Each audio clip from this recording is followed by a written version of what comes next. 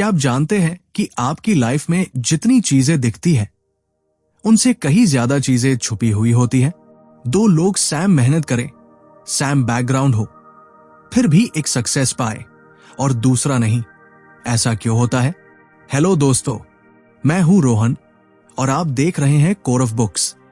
आज हम बात कर रहे हैं एक ऐसी किताब की जो आपकी सोच को हिला सकती है।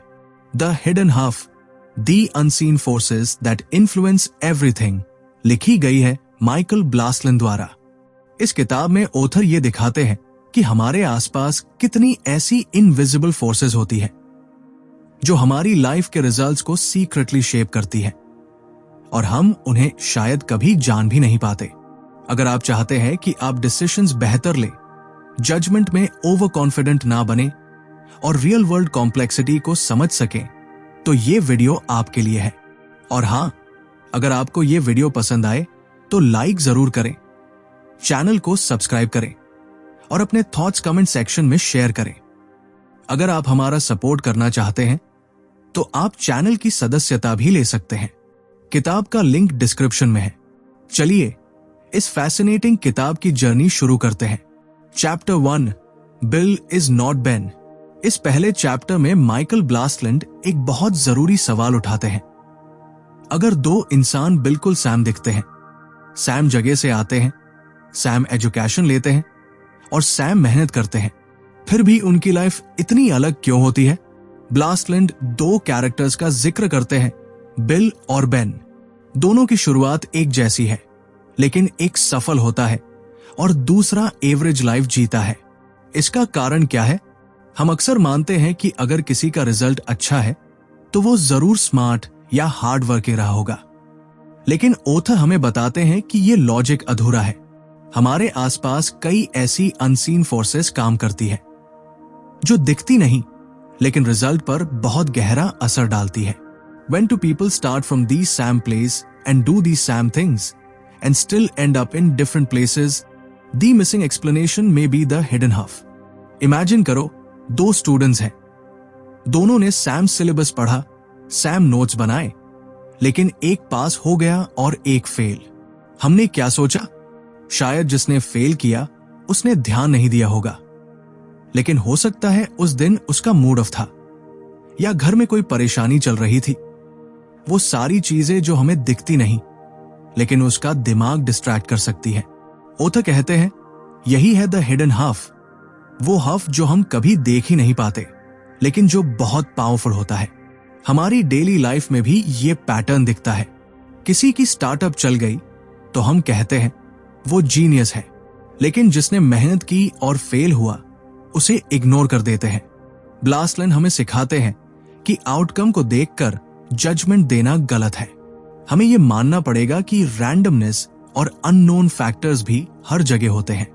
यही सोच हमें ज्यादा हम्बल बनाती है और दूसरे लोगों की जर्नी को ज्यादा समझने लायक। Chapter 2, I am not constant. इस चैप्टर में माइकल ब्लासलिन एक बहुत सटल लेकिन पावरफुल बात करते हैं। हम खुद भी हर समय सैम नहीं रहते, यानी हमारा मूड, बिहेवियर, डिसीजन मेकिंग और इवन हमारी थिंकिंग, ये सब टाइम, सिचुएशन और एनवायरनमेंट के हिसाब से बदलते रहते हैं। ब्लासलिन बताते हैं कि जब हम किसी इंसान की हैबिट, इंटेलिजेंस या पर्सनैलिटी की बात करते हैं तो हम मान लेते हैं कि वो हमेशा वैसा ही बिहेव करेगा, लेकिन असलियत में हम सब इनकंसिस्टेंट हैं और ये इनकंसिस्टेंसी ही हमारी ह्यूमन नेचर की एक बड़ी रियलिटी है। We change. The idea that we have one constant character is comforting but misleading. Think करो, एक दिन तुम बहुत मोटिवेटेड होते हो और काम में फुल एनर्जी के साथ लग जाते हो, लेकिन अगले दिन थोड़ा डाउन फील करते हो और उसी काम में मन नहीं लगता। क्या इसका मतलब है कि तुम वीक हो? नहीं, इसका मतलब है कि हम इंसान हैं और हमारी एनर्जी, फोकस और मूड फ्लक्चुएट करते रहते हैं। इसलिए जब कोई कहता है वो तो हमेशा लेजी है या वो कभी स्मार्ट डिसीजंस नहीं लेता, तो ये स्टेटमेंट्स इनकम्प्लीट है। ब्लासलिन समझाते हैं कि इंसानों को ऐसे फिक्स करके देखना डेंजरस हो सकता है, क्योंकि कोई भी इंसान हर मोमेंट में एक जैसा नहीं होता। इस चैप्टर में एक और पावरफुल पॉइंट है, सेल्फ अवेयरनेस। जब हम ये समझते हैं कि हम खुद भी चेंजेबल हैं, तो हम दूसरों को जज करना कम कर देते हैं और खुद के बारे में भी ज्यादा ऑनेस्टली सोचने लगते हैं। इस कॉन्सेप्ट को अपने डेली लाइफ में अप्लाई करना बहुत जरूरी है। किसी दिन लो प्रोडक्टिविटी हो तो खुद को ब्लेम मत करो, और किसी और का बैड डिसीजन देखकर उसे परमानेंटली जज मत करो, क्योंकि हम सब हर दिन हर मोमेंट में बदल रहे हैं और यही हमारी हिडन कॉम्प्लेक्सिटी है। Chapter 3, here is not there, now is not then. इस चैप्टर में माइकल ब्लासलैंड एक बहुत गहरी बात कहते हैं कि जो चीज एक जगह या एक समय पर काम करती है, वही चीज किसी और जगह या समय में उतना ही इफेक्टिव नहीं हो सकती। हम अक्सर सोचते हैं कि अगर कोई आइडिया, मेथड या स्ट्रैटेजी एक जगह सक्सेसफुल रही तो उसे दूसरी जगह भी वैसे ही अपनाया जा सकता है। लेकिन ऑथर हमें यह समझाते हैं कि कॉन्टेक्स्ट हमेशा बदलता रहता है और कॉन्टेक्स्ट का इंपैक्ट बहुत बड़ा होता है। An idea that thrives in one place may wither in another. Context is not a backdrop. It is an active ingredient. मिसाल के तौर पर, अगर किसी स्कूल ने एक स्पेसिफिक टीचिंग मेथड से अच्छे रिजल्ट्स पाए, तो हम अस्यूम कर लेते हैं कि वो तरीका हर स्कूल में काम करेगा। लेकिन ये जरूरी नहीं है। वहां की स्टूडेंट्स की बैकग्राउंड, टीचर्स का एटीट्यूड, एनवायरनमेंट, ये सब अलग अलग होते हैं और यही हिडन वेरिएबल्स डिसाइड करते हैं कि वही तरीका दूसरी जगह काम करेगा या नहीं।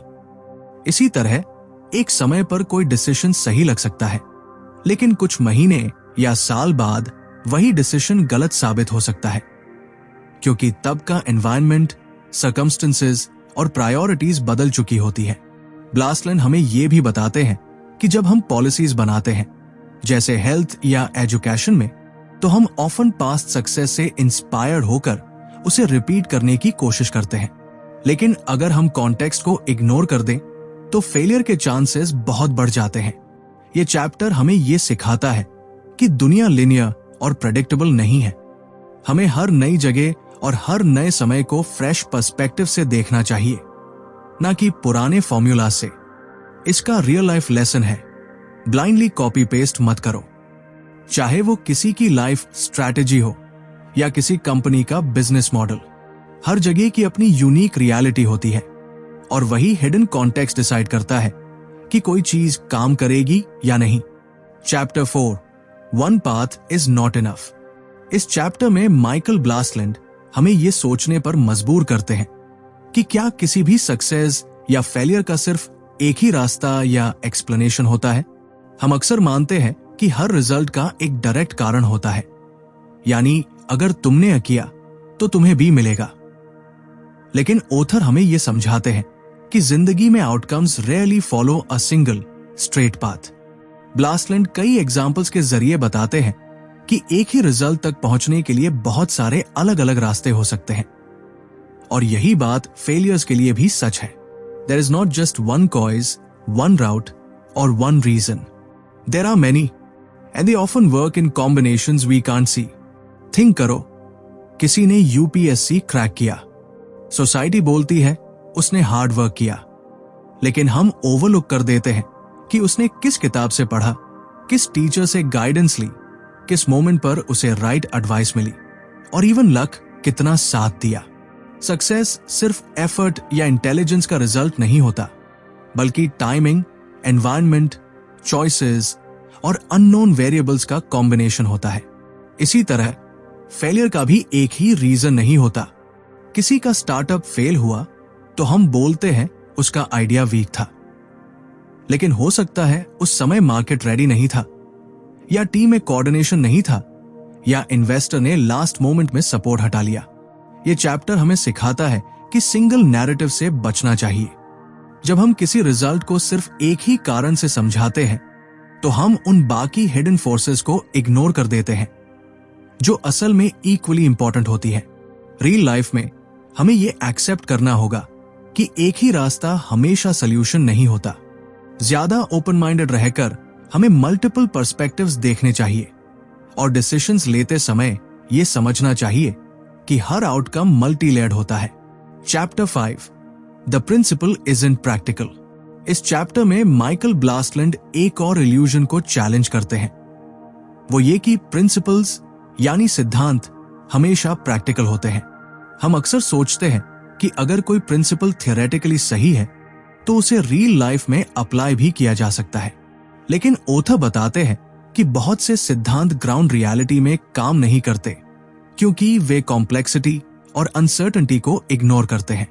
ब्लासलैंड ये समझाते हैं कि कुछ प्रिंसिपल्स सिर्फ पेपर पर अच्छे लगते हैं, लेकिन जब हम उन्हें मेसी अनप्रेडिक्टेबल दुनिया में अप्लाई करने की कोशिश करते हैं तो वो ऑफन फेल हो जाते हैं। अ principal may sound wise, but if it ignores reality's mess, it may not help us at all. For example, हम सुनते हैं treat everyone equally, लेकिन अगर दो लोगों की जरूरतें, बैकग्राउंड और प्रॉब्लम्स अलग हैं, तो एक ही तरह से ट्रीट करना हमेशा फेयर नहीं होता। उसी तरह ऑलवेज प्लान अहेड एक अच्छा प्रिंसिपल है, लेकिन अनसर्टेन वर्ल्ड में जहां हिडन वेरिएबल्स एक्टिव हो, वहां रिजिड प्लानिंग कभी कभी नुकसान भी कर सकती है। ब्लासलैंड इस बात को भी उठाते हैं कि लोग जब किसी प्रिंसिपल को फॉलो करते हैं तो उसमें सर्टेनिटी की कंफर्ट मिलती है। लोग चाहते हैं कि लाइफ प्रेडिक्टेबल हो, पर रियलिटी मेसी है और मेसी सिचुएशंस में ओवरली सिंपल प्रिंसिपल्स काम नहीं करते। ये चैप्टर हमें सिखाता है कि प्रिंसिपल्स को ब्लाइंडली फॉलो नहीं करना चाहिए, हमें उन्हें फ्लेक्सिबल तरीके से समझना चाहिए और रियल लाइफ कॉन्टेक्स्ट के हिसाब से अडेप्ट करना चाहिए। रियल लाइफ में कई बार हम पॉलिसीज, रूल्स या डिसीजंस इस भरोसे में बनाते हैं कि वो एक यूनिवर्सल प्रिंसिपल पर बेस्ड है, लेकिन जब उन्हें रियल वर्ल्ड में लागू किया जाता है तो रिजल्ट्स डिसअपॉइंटिंग होते हैं, क्योंकि ह्यूमन बिहेवियर और सोशल डायनामिक्स इतने सिंपल नहीं होते। इसलिए ओथर बार बार हमें याद दिलाते हैं कि विजडम का मतलब है जानना कि कब कौन सा प्रिंसिपल अप्लाई करना है और कब उसे छोड़ देना है। Chapter 6 big is not small. इस चैप्टर में माइकल ब्लासलैंड एक बहुत जरूरी बात बताते हैं कि बड़ी चीजें और छोटी चीजें एक जैसी नहीं होती और ना ही उनकी डायनामिक सैम होती है। हम अक्सर मान लेते हैं कि अगर कोई स्ट्रैटेजी, रूल या ऑब्जर्वेशन स्मॉल लेवल पर काम करता है तो वही चीज बड़े लेवल पर भी वैसी ही वर्क करेगी, लेकिन ओथर कहते हैं ये अजम्पशन गलत है। Scaling up changes everything. What works for a part may not work for the whole. मान लीजिए किसी छोटे ग्रुप में एक टीचिंग मेथड बहुत अच्छा काम करता है। अब अगर उसी मेथड को पूरे देश के एजुकेशन सिस्टम में लागू कर दिया जाए तो क्या रिजल्ट वैसा ही होगा? शायद नहीं, क्योंकि जब स्केल बड़ा हो जाता है तो वेरिएबल्स मल्टीप्लाई हो जाते हैं और हिडन फैक्टर्स का असर भी बढ़ जाता है। इसी तरह एक लोकल बिजनेस किसी स्पेशल स्ट्रैटेजी से ग्रो करता है, लेकिन जब वही मॉडल पूरे कंट्री या इंटरनेशनल लेवल पर अप्लाई किया जाता है तो वही स्ट्रैटेजी फेल भी कर सकती है, क्योंकि लोगों की सोच, कल्चर, जरूरतें और सिस्टम्स बदल जाते हैं। ब्लासलैंड ये समझाते हैं कि सिस्टम्स छोटे स्केल पर सिंपल लग सकते हैं, लेकिन जैसे ही स्केल बड़ा होता है कॉम्प्लेक्सिटी अचानक कई गुना बढ़ जाती है। रियल लाइफ में भी हम ये गलती करते हैं। जैसे कोई पेरेंटिंग मेथड एक बच्चे पर काम कर गया तो सोचते हैं कि वही हर बच्चे पर चलेगा, लेकिन हर इंसान, हर ग्रुप, हर एनवायरनमेंट अलग होता है और स्केल बदलते ही प्रॉब्लम की नेचर बदल जाती है। इसलिए इस चैप्टर की लर्निंग है, don't assume that what works at the small level will automatically work at the big level. हमें हर बार सिस्टम को उसके साइज और कॉम्प्लेक्सिटी के हिसाब से देखना होगा। ओथर हमें ह्यूमिलिटी सिखाते हैं कि नॉलेज और स्ट्रैटेजी को स्केल के साथ एडजस्ट करना बहुत जरूरी है। Chapter 7 big is not clear. इस चैप्टर में माइकल ब्लासलैंड हमें एक और भ्रम से बाहर लाने की कोशिश करते हैं। हम अक्सर सोचते हैं कि किसी भी चीज को जितना बड़ा स्केल मिलेगा उसका पिक्चर उतना ही क्लियर हो जाएगा, लेकिन असलियत यह है कि जैसे जैसे चीजें बड़ी होती जाती है क्लैरिटी कम होती जाती है। ब्लासलैंड बताते हैं कि जब हम किसी छोटे ग्रुप या लिमिटेड सेटिंग को ऑब्जर्व करते हैं तो हमें लग सकता है कि हम उसे अच्छे से समझ पा रहे हैं, लेकिन जैसे ही हम बड़े डेटा सेट्स, बड़ी पॉपुलेशंस या बड़ी प्रॉब्लम्स को देखते हैं, वहां चीजें उलझ जाती हैं। The bigger the system, the fuzzier the picture. Scale adds noise, not clarity. Example से समझें, अगर आप एक क्लासरूम में बच्चों का बिहेवियर ऑब्जर्व कर रहे हैं, तो आप डिटेल में हर बच्चे की पर्सनैलिटी, मूड और लर्निंग स्टाइल को नोटिस कर सकते हैं। लेकिन अगर आप पूरे शहर के स्टूडेंट्स पर डेटा कलेक्ट करें, तो वो डेप्थ खो जाती है। आपको सिर्फ एवरेजेस, ट्रेंड्स और सरफेस लेवल पैटर्न्स दिखाई देंगे। ऑथर ये भी बताते हैं कि बड़े सिस्टम्स में हिडन वेरिएशंस इतने ज्यादा होते हैं कि हमें कई बार सही रीजन समझ में ही नहीं आता। हम जो देख रहे होते हैं वो ट्रूथ का एक सिंप्लीफाइड वर्जन होता है, ना कि पूरी रियलिटी। रियल वर्ल्ड में जब हम नेशनल लेवल पर कोई पॉलिसी बनाते हैं या कोई बड़ी कंपनी की परफॉर्मेंस जज करते हैं, तो हम मोस्टली जनरलाइज्ड डेटा पर रिलाई करते हैं। लेकिन उस डेटा के पीछे बहुत सारे अनसीन डिफरेंसेस छिपे होते हैं। ब्लास्टलैंड का कहना है कि बिग डेटा या लार्ज स्केल इंफॉर्मेशन कभी भी कंप्लीट ट्रूथ नहीं देती, बल्कि वो हमें एक इल्यूजन देती है कि हम बहुत कुछ जानते हैं। इस चैप्टर का सबसे बड़ा मैसेज है, जैसे जैसे चीजें बड़ी होती जाती हैं, हमें ज्यादा सतर्क और हम्बल होना चाहिए। बिग पिक्चर दिखता है लेकिन साफ नहीं होता, इसलिए सिर्फ डेटा और पैटर्न्स देखकर कंक्लूजन निकालना खतरनाक हो सकता है। हमें हमेशा ये याद रखना चाहिए कि हर बिग सिस्टम के अंदर 1 मिलियन छोटे सिस्टम्स काम कर रहे होते हैं जो एक दूसरे से अलग है। Chapter 8, the ignorant chicken. इस अध्याय में माइकल ब्लास्टलैंड ये दिखाते हैं कि अक्सर हम, चाहे पुलाइसी वामेक्यार हो, साइंटिस्ट हो या ऑर्डिनरी व्यक्ति, अपनी अंडरस्टैंडिंग को लेकर जितना कॉन्फिडेंट होते हैं, उतना नॉलेज हमारे पास सचमुच नहीं होता। लेखक इस भ्रम को इग्नोरेंट चिकन के रूपक से समझाते हैं। एक मुर्गी जिसे लगता है कि वो पूरी दुनिया समझती है, जबकि उसकी जानकारी केवल दाने और दड़बे तक सीमित है। Confidence grows faster than knowledge and sometimes leaves it far behind. Blastland बताते हैं कि इंसानों का दिमाग पैटर्न्स खोजने और क्विक कंक्लूजन्स पर पहुंचने में एक्सपर्ट है, क्योंकि इससे DECING आसान लगती है। मगर यही स्पीड हमें ब्लाइंड स्पॉट्स में डाल देती है। हम उन हिडन वेरिएबल्स को अनदेखा कर देते हैं जो आउटकम को बदल सकते हैं। जब कोई मॉडल या एक्सपर्ट प्रेडिक्शन फेल होता है, हम बहाना बना लेते हैं, डेटा नॉजी था, मार्केट अनप्रेडिक्टेबल था, लेकिन रेयरली स्वीकार करते हैं कि हमने ओवर कॉन्फिडेंस दिखाया। लेखक कई RLW वारल्डी केसेस देते हैं। आर्थिक फोरकास्टिंग जहां बड़े बड़े मॉडल्स रिपीटेड इनएक्यूरेसीज देते हैं। मेडिकल ट्रायल्स जहां 2 अपैरेंटली आइडेंटिकल ट्रीटमेंट्स अलग अलग रिजल्ट्स दिखाते हैं। इन एग्जाम्पल्स से वे दिखाते हैं कि अनसर्टेनिटी को ओपनली एडमिट करना ही बेहतर स्ट्रैटेजी है।